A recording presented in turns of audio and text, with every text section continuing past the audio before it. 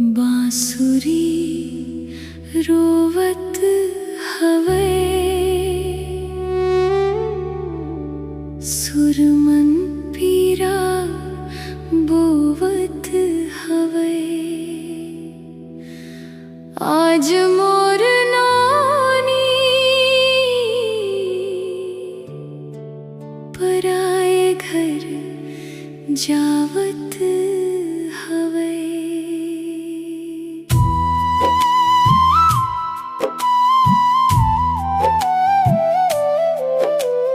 लाड़ मम पाले पोसे, अंचरा मन लुकाए के।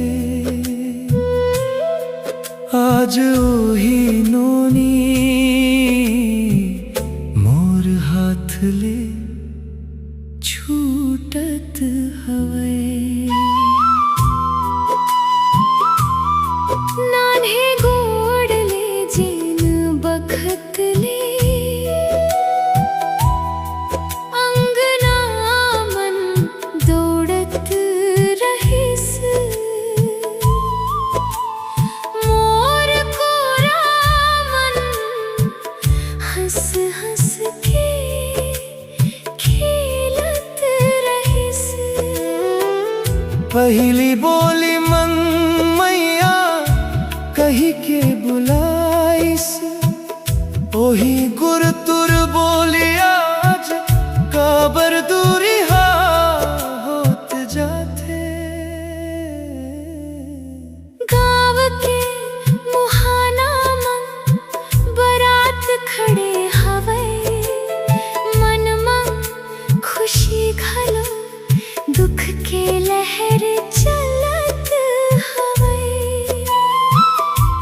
नाचो गाओ मिठाई बाटो या रोवो, समझ नहीं आवे कैसे ये पल बितावो। जे अचरा मम पाले आज ओही अचरा सुना। जे हाथ पकड़ चलाइस अब होगे वो दूना। आज ले नोनी पराये घर के हो जाही, मोर घर के चिरई अब दूसर डार में बस जाही।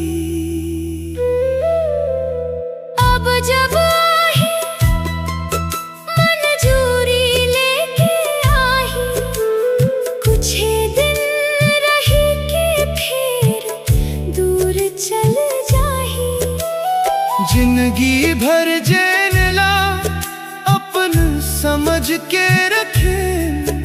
आज ओही ऊपर मोर हक घलो नहीं रही जाही। शहनाई के सुर मन रोवत हवे मया, बांसुरी के तान मन टूटत हवे काया।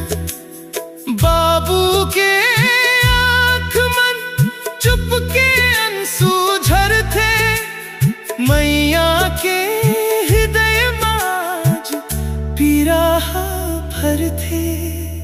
जा मोर नोनी खुश रहिबे हर बखत, तोर हंसी मम बसे मोर जिंदगी के सब रंग। मोर असीस हवे तोर हर दुख दूर हो जावे।